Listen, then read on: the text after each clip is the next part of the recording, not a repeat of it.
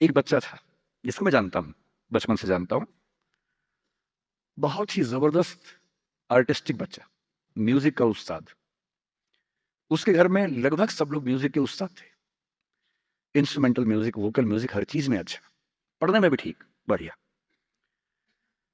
और जब हम स्कूल में थे, वो मेरी क्लास में तो नहीं था, थोड़ा-सा अलग क्लास में था, पर स्कूल में बहुत पॉपुलर था, being into music. I was in debating, he was into music. और बाद में उसने हमारा स्कूल छोड़ भी दिया कुछ समय के बाद, फिर वो कहीं और चला गया। फिर हमारा मिलना नहीं हुआ। उस समय ना तो व्हाट्सएप था, ना यूट्यूब था, तो बाद में मिलने का स्कोप भी नहीं रहता था। जो एक बार चला गया, वो चला ही जाता था उस समय। अब तो बच्चे ज़िंदगी भर दोस्त रहते हैं। फिर जब मैं दिल्ली यूनिवर्सिटी में आ गया, ग्रेजुएशन कर चुका था, उसके बाद अचानक मुझे एक बचपन का दोस्त मिला, जिसने मुझे एक इंटरेस्टिंग इंटरेस्टिंग क्या डेवास्टेटिंग बात बताई। तो बात चल रही थी कि स्कूल के दोस्त कहाँ-कहाँ हैं, क्या कर रहे हैं। तो बातों-बातों में उसका ज़िक्र भी आया। तो मैंने बड़ी उम्मीद से पूछा, मैंने कहा वो तो बॉम्बे चला गया होगा, फ़िल्म इंडस्ट्री में चला गया होगा।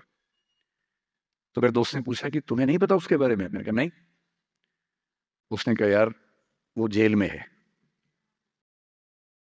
And he was one of the most creative students of our school. मैंने कहा जेल में क्यों है?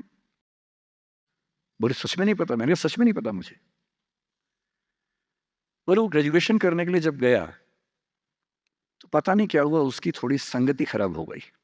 बैड कंपनी जिसको हम बोलते हैं, जो इस उम्र में अच्छी लगती है, वही वाली।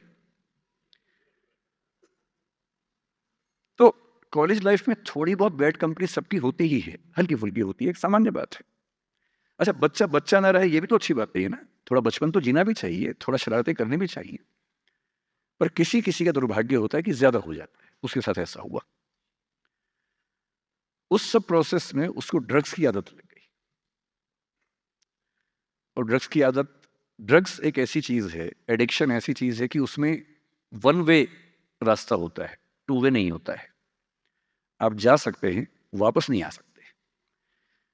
मतलब 1000 लोग जाएँगे तो उनमें से एक आध वापस आएगा, वो भी इतने मुश्किलों से जो ऑलमोस्ट इम्पॉसिबल है। I have seen many such cases.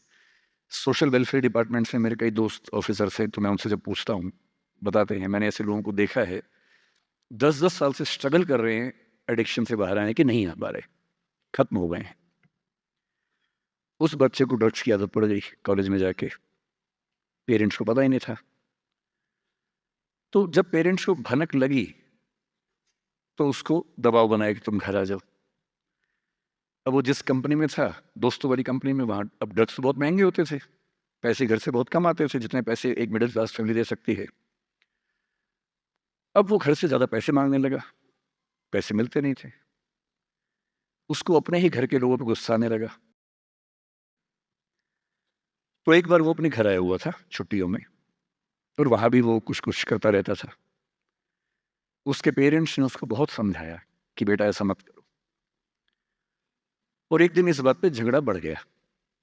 भई आप पेरेंट्स की चिंता समझेंगे आज से 30 साल बाद, जब आपके बच्चे इस एज में होंगे ना, आपकी नानी मर जाएगी उस समय। नानी मरना एक मुहावरा है, इसका मतलब बहुत चिंता में रहेंगे उस समय आप। और उस दिन पता नहीं क्या हुआ, एक झगड़ा हुआ, क्योंकि जो एडिक्शन के शिकार हैं, उनका दिमाग उनके कंट्रोल में नहीं होता है। यहाँ तक कि जो ड्रिंक करते हैं, ड्रिंक एक लेवल से ज़्यादा कर लें, तो दिमाग कंट्रोल से बाहर निकलने लगता है। ड्रग्स में तो ये एलिमेंट बहुत ज़्यादा होता है। और आधी रात को उसने क्या किया, उसने अपनी फैमिली के 5 लोगों का मर्डर कर दिया। मर्डर। उसने खाने में ज़हर मिलाया, लगभग सब लोग उससे मर गए।